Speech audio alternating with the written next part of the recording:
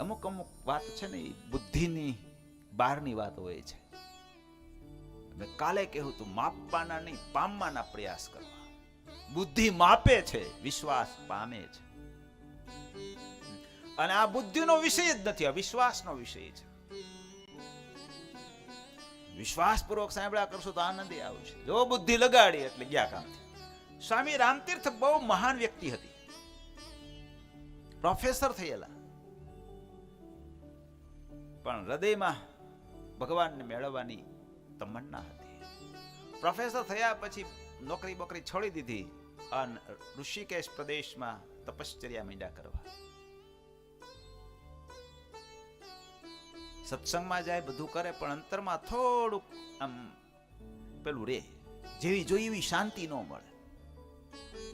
એક દિવસ વિચાર કર્યો કે હું સત્સંગમાં જાઉં છું તો શાંતિ કેમ નથી થતી? નહીં તો સત્સંગમાં જાય એટલે બધું ભૂલાઈ જાય, પરમ શાંતિ થઈ જાય, એવો સત્સંગનો પ્રતાપ છે.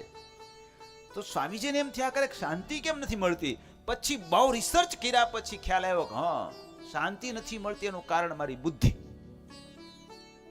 બુદ્ધિનો તર્ક લગાવ્યા કરું છું એટલે શાંતિ નથી મળતી. કાંઈ પણ વાત આવે સત્સંગમાં તરત બુદ્ધિનો તર્ક લગાવે કે આમને આમ હોય તો આનું આમ ન હોય, આમ ન હોય, એમ થયા કરે એટલે શાંતિ નહોતી મળતી. અને પછી બુદ્ધિની કિતાબને એક બાજુ મૂકી દીધી મેજ ઉપર અને પછી સત્સંગ કરવા ગયા. પરમ શાંતિ થઈ ગઈ. અને પછી સ્વામી रामतीर्थ बोला, मेरी बुद्धि ने मुझको परेशान कर दिया था, अब मैंने बुद्धि की किताब को यूं ही मेज पर रख दी है, परम शांति हो गई है.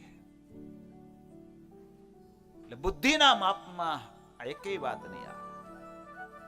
વિશ્વાસ પૂર્વક એક્સેપ્ટ કરશો, એવી શાંતિ થશે, એવી શાંતિ થશે બ્રહ્માંડોમાં કોઈને નહીં હોય એવી શાંતિ થશે.